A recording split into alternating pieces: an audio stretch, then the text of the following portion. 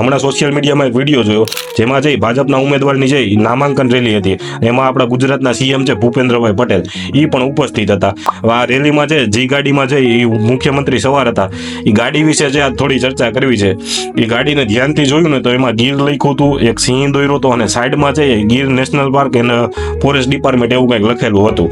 એટલે જો આ ગાડી છે એ ફોરેસ્ટ ડિપાર્ટમેન્ટની હતી કે નહીં એ આજનો સવાલ છે. અને આ મુદ્દે છે એ પોલીસ અને જુનાગઢના કલેક્ટર આ બંને એ સંયુક્ત જવાબ છે એ આપવો જોઈએ. બંનેને છે શું જવાબ આપવો એ વિશે ખાસ ચર્ચા કરવી હતી. પહેલી વાત કે જો આ ગાડી છે એ નેશનલ પાર્કની છે, એમાં લખ્યું હતું કે નેશનલ પાર્ક, તો છે આ સરકારી સંપત્તિ ગણાય અને સરકારી સંપત્તિનો જે ચૂંટણીમાં પ્રાઇવેટ જે ઉમેદવાર હોય એ ઉપયોગ ન કરી શકે. એટલે જે જો આ ભાજપના ઉમેદવારે જે આ સરકારી સંપત્તિનો ઉપયોગ કર્યો છે તો પણ જે એક કાર્યવાહી થવી જોઈએ અને આનો જવાબ છે જુનાગઢના કલેક્ટરે આપવો જોઈએ કે આ ગાડી છે એ સરકારી સંપત્તિ છે કે નહીં. જો સરકારી સંપત્તિ નથી તો કાર્યવાહી નહીં થાય, જો સરકારી સંપત્તિ હોય તો કાર્યવાહી કરી અને જુનાગઢના કલેક્ટર છે એમને જે ચૂંટણી અધિકારી તરીકે હાલમાં ફરજ ઉપર છે એમને જે આ જવાબ છે એ રજૂ કરવો જોઈએ. બીજો પ્રશ્ન એ છે કે આ જે ગાડી છે એનો પીયુસી ને વીમો એ બે છે એ પૂરું થઈ ગયેલું હતું.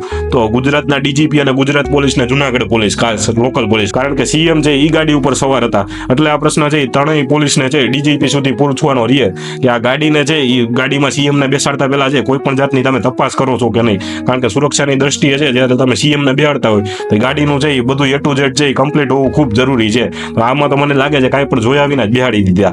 એટલે જો તમે બેહાડ્યા છે તો તમને ખબર હોવી જોઈએ કે આ ગાડી કોની છે, કે આ નામે છે અને એમાં પીયુસી કે વીમો છે નહીં. તો પહેલી વાત તો જે પોલીસ છે જુનાગઢ પોલીસ અને ડીજીપી આપણા ગુજરાતના બંનેને એ વિનંતી હતી કે આ ગાડી ઉપર છે એમાં પીયુસી ને વીમો નથી તો આનું છે એક મેમો ફાડી અને જનતાને રજૂ કરો એક દાખલારૂપ ઉદાહરણ કે જે ગાડીમાં સીએમ બેઠા હતા એમાં પણ નહોતું, એની માથે પણ કાર્યવાહી કરવામાં આવી છે અને જે તે ઓનર અથવા તો મુખ્યમંત્રીને છે એ મેમો પાડી અને છે એ દંડરૂપ કાર્યવાહી છે એ કરવામાં આવી છે. અને બીજું કે પોલીસને ખાસ એ પૂછવું હતું કે આ ગાડીના માલિક કોણ છે ને એ જાહેર કરે. એમાં ગાડીના માલિકનું નામ પૂછવાનું કારણ કારણ કે એમાં છે સીએમ બિરાજમાન હતા. તો જનતાને જાણવાનો હક છે કે સીએમ છે કોની ગાડીમાં બિરાજમાન હતા. જો એમાં નેશનલ પાર્ક લખ્યું છે તો એ જાણવું હતું કે ગીર નેશનલ પાર્કની ગાડી છે કે પ્રાઇવેટ ગાડી છે. કારણ કે જો પ્રાઇવેટ ગાડી છે તો એ લોકો છે ગીર નેશનલ પાર્ક નો લખાવી ગયા અને જો ગીર નેશનલ પાર્ક લખ્યું છે તો પ્રાઇવેટ ગાડી છે એ ન હોવી જોઈએ. કાં તો છે એમાં કદાચ ચાલો પ્રાઇવેટ હાલતી હોય નેશનલ પાર્કમાં તો પણ નેશનલ પાર્કની છે અંદર હાલવી જોઈએ. ચૂંટણી રેલીમાં છે નેશનલ પાર્ક લખીને છે ગાડી ન આવી શકે. આના માટે છે એક અલગથી દંડ થવો જોઈએ. હવે એના માટે અલગથી દંડ કરો છો કે કેમ ને એ મારે પૂછવું હતું. અને ત્રીજું કે એક દલીલ એવી સાંભળી કે નેશનલ પાર્કમાં જે આ ગાડી છે ભાડાપટ્ટે હાલતી હોય એટલે ગીર નેશનલ પાર્ક છે એવું લખાવે છે. તો એ ભાડાપટ્ટે જ્યાં હાલતી હોય ત્યાં લખાવાનું હોય. કોઈ દી ચૂંટણી રેલીમાં છે એ તમે ગીર નેશનલ પાર્ક એવું બોડિયું મારી અને બીજે ન આંકી શકો. ઉદાહરણ તરીકે છે જો તમે ગીર નેશનલ પાર્ક લખ્યું છે તો ગીર નેશનલ પાર્કના જે વિઝિટરો છે એને નેશનલ પાર્કમાં જે જ્યાં ફેરવતા હોય ત્યાં જ છે આવી રીતે લખાણ કરી અને ગાડી છે એ હાંકી શકો. એથી બહાર કોઈ પણ રેલીમાં કે કોઈ પણ રોડ ઉપર છે તમે આવી રીતે છે સરકારી સંપત્તિના છે બોડિયા મારી અને ગાડીનો છે ઉપયોગ ન કરી શકો. આના માટે પણ છે એક અલગથી કાર્યવાહી થવી જોઈએ. એટલે હવે આવી કોઈ દલીલ ન આપતા કે પ્રાઇવેટ ઓનર ગાડી છે અને નેશનલ પાર્કમાં હાલતી હતી એટલે ગીર નેશનલ પાર્ક લખ્યું છે. જો લખ્યું હોય તો એને ભૂસવું પડે અથવા તો એની માથે છે કાંઈ સ્ટીકર મારી દેવું પડે જેથી કરી અને દેખાય નહીં. એટલે હવે મૂળ ત્રણ વસ્તુનો છે જવાબ છે અત્યારે છે જનતા છે તંત્ર પાસેથી માગે છે.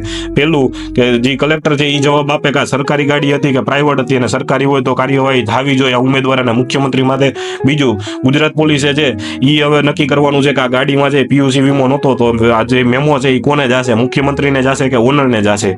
અને ત્રીજું કે આ ગાડીમાં જે નેશનલ પાર્ક લખ્યું છે એ કાયદેસર છે કે નહીં. જો કાયદેસર નથી તો છે એનો માટે પણ છે જે કોઈની ગાડી હોય એને છે એ દંડ થવો જોઈએ અને એનો પણ છે એ મેમો ફાળવો જોઈએ. એટલે આ ત્રણ વસ્તુમાંથી છે કઈ વસ્તુ સાચી એ છે તંત્રએ જવાબ આપવો જોઈએ એવું મને લાગે છે. એટલે જનતાને પણ વિનંતી આ વાત છે ખાસ ગુજરાત સરકારને અને ગુજરાત પોલીસ સુધી પહોંચાડજો જેથી કરીને એમની આંખો ઉગડે. અને તમામને પોલીસને અને કલેક્ટરને કહું છું જનતાના પૈસે પગાર મેળવો છો તો જનતાનું કામ કરજો. જનતાનો જવાબ માગે છે તો ખાસ આપજો.